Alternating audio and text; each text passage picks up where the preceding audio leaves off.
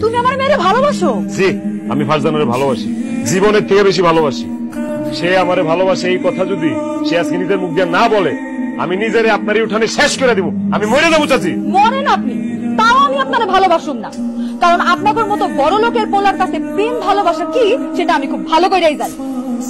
আম্মা আমি বিয়ে করব। তুই বিয়ে করবি? হ্যাঁ আমি বিয়ে করব, কালকেই আমার বিয়ে। এইসব তুই কি কইতাছস? আগামীকাল বিয়ে করবি মানে? কোথায়, কোন জায়গায়, কার মেয়ে বিয়ে করবি? রসুলপুর গ্রামের সিদ্দিক মুন্সিমের ফারজানা, আমি ওরই বিয়ে করব। কি কইলি?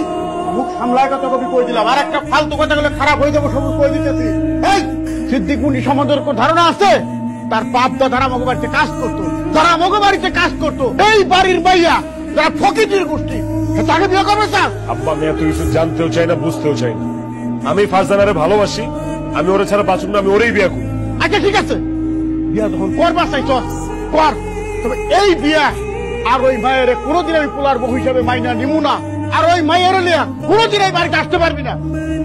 কইছি চুপ করেন তো, আপনি সবসময় ছেলেটার সাথে এইভাবে কথা বলেন। শুনুন বাজার, ফারজানারে পছন্দ করো, ভালোবাসো, বিয়ে করবা, সবকিছু ঠিকঠাক আছে।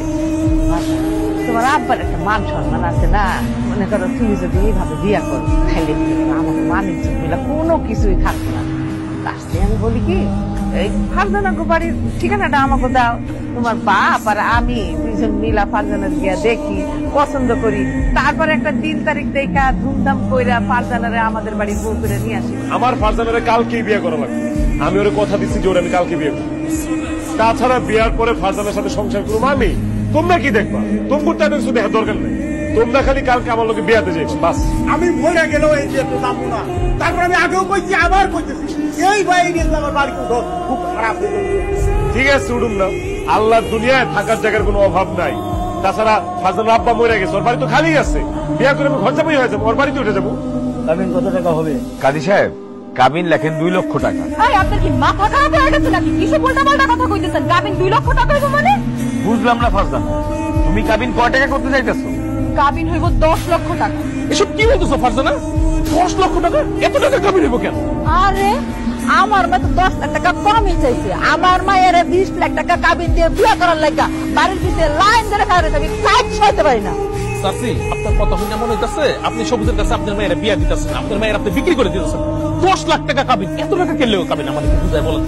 এই তোমার বুঝাই কবে কে? তুমি কেন? হ্যাঁ চুপচাপ বসে থাকো। আমি বলতেছি সবুজ হইতেছে বড় লোকের পোলা, 2 দিন পরে সে যদি আমারে কয় তার আমারে আর ভালো লাগতেছে না, সে আমার সাথে সংসার করতে চায় না, তখন আমার কি হইব? এদিকে সবুজের বাপ মাও তো এই বিয়াতে রাজি না, তারা তো বিয়াতে আসেও নাই। 2 দিন পরে যদি তারা সবুজে কয় আমারে ডিভোর্স দিয়ে দিতে, তখন আমার কি হইব? সেই জন্য কাবিন 10 লক্ষ টাকাই হইব। 10 লক্ষ টাকায় 1 টাকা কমে আমি এই বিয়ে করুম না। সবুজ কি তোমারে বিয়ে করতেছে তোমারে ছাড়িয়ে দেওয়ার জন্য?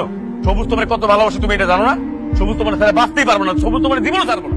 আর শোনো, তুমি যে এই যে 10 লক্ষ টাকা বলতেছো না, এটা কোনদিন সম্ভব না। আচ্ছা ঠিক আছে যাও, 2 লক্ষ টাকা বাদ, কাবিন হবে 2,50,000 টাকা। তাইলে আপনারা সবুজের এখান থেকে নিয়ে আসা 2,50,000 টাকা দিয়ে অন্য মায়ের লগে দিয়ে বিয়া দেন। আমি 10 লাখ টাকা নিচে 1 টাকা কমে বিয়ে করুম না। আমার চলো ভিতরে দাঁড়াও ফারজানা, তুমি যা চাও তাই। কাজী সাহেব 10 লক্ষ টাকা। আর সমস্ত কি মাথা নষ্ট হয়েছে? তুই 10 লাখ টাকা কাবিন দিয়ে বিয়ে করবি?